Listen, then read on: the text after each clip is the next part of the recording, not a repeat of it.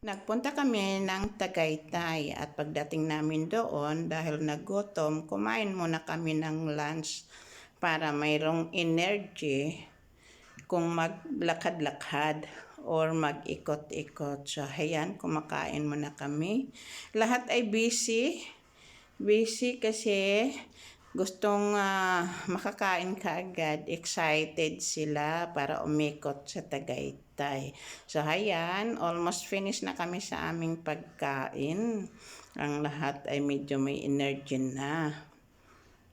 So, maganda talaga puntahan ang Tagaytay. Ito naman ay aming dessert. Snack. Nauna. Ayan guys.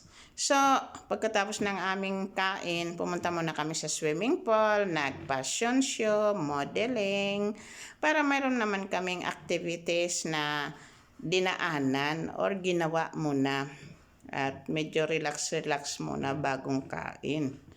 At ayan, nagsimula na mag-modeling si Mel's Cuisine. Oh, wow! Marunong din pala siya mag-modeling. Oh. Ayan, dalaan niya lahat mag-modeling, maging host, maging joker. At pagkatapos ay ang inuna naming puntahan ay yung Sky Ranch. At pumasok kami. Ang lugar pala na yan ay napakalaki, malawak. Pero mostly na mga laruan dyan ay pambata. Kaya bagay talaga yan sa mga pamilya na may mga anak, nakaka-enjoy. Pero siyempre may mga kasama kaming bata, so kasama na rin kaming lahat na nag-ikot dyan. Dala na rin ang pag-enjoy namin even doon na sa middle age na kami. So okay lang, basta mag-enjoy ang lahat. At tuloy-tuloy lang ang aming paglalakad, pagtitingin, tingin-tingin dyan sa labas. Kasi hindi naman kami makapunta sa ibang lugar na hindi pa tapos yung mga bata. Kaya nag-enjoy din kami sa kumpanyo ng mga bata kasi may kasama kami. At ayan guys, nakasalubong ko yung anong tawag dyan. Ayan Kaya natatawa ako sa kanya. Huminto naman siya kasi magpa-video ako. Ayan. Nako. Nakadaan ako ng lugar at nagsayaw-sayaw talaga si Mel's Cuisine. Alam naman natin na pagdating sa mga ganong mga jokes, mga kiri-kiri, magaling talaga dyan si Mel's Cuisine. At hindi talaga yan nahihiya na maganon-ganon siya sa harapan ng maraming tao. At ayan, sumakay na lang kami sa little train or short lang naman yan para makaikot kami dahil mahirap na maglakad at yung mga bata ay gusto din na makasakay. So kami na rin ang nanguna sa kanila. Kasama ang aming group, mga kaibigan, pamangkin.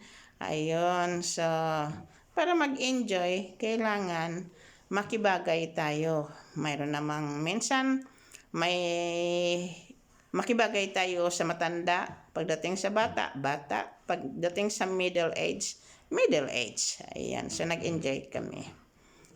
Maganda naman ang aming inikutan, pero hindi ko lang kinaber up ng videos kasi napakahaba naman. So, nag-select lang ako ng mga short one. So, pagkatapos, nag-ikot kami sa Kabukiran. Naku, ang layo. So, ayan, napunta ako sa lilim ng mga kahoy. Masarap maglakad-lakad kasi malamig ang hangin. Yung katamtaman lang. So, nag-enjoy ako dyan. At sabi ko nga sa aking mga supporters, mga subscribers, mga followers, na kung may chance kayo, dalhin ninyo ang inyong pamilya, lalo na't yung inyong mga anak, sigurado ako na mag-enjoy sila dyan. So, ayan. So, ang sa likuran na yan, maputi, pero normally, maganda yung lugar na yan. Tingnan kung walang foggy. Ay ma-foggy, kaya nga sabi niya, pure white. Pero mga bahay doon, kalsada naman.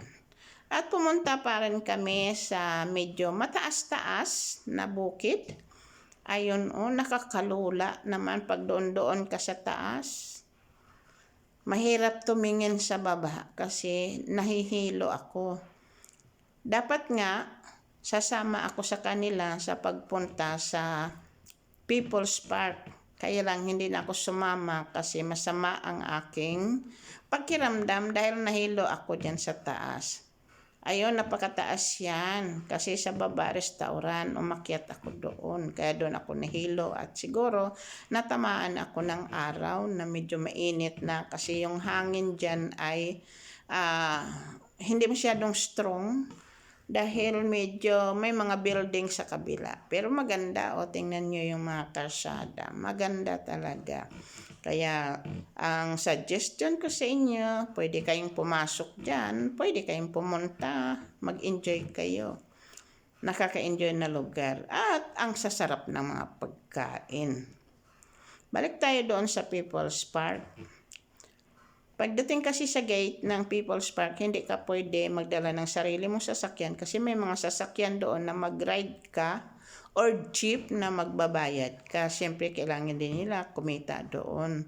Tapos, pagkarating daw doon sa taas ay magandang lugar. Patag, sabi nila. So, dyan lang ako sa hindi ako nahihilo.